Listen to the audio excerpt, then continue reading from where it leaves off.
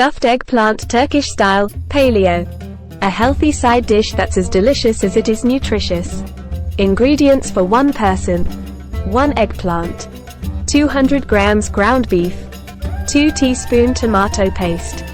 1 teaspoon cumin. 1/2 large onion, diced.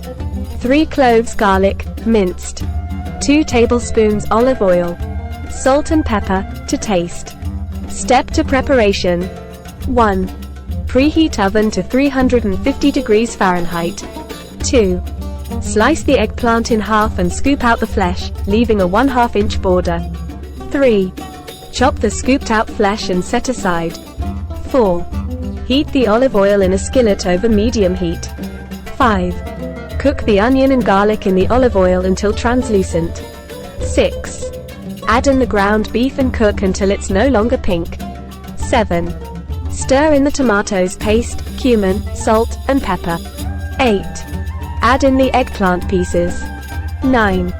Place the eggplant halves in a baking dish, and fill with the meat mixture. 10. Bake in the preheated oven uncovered for 25 minutes. 11. Serve warm with a side salad.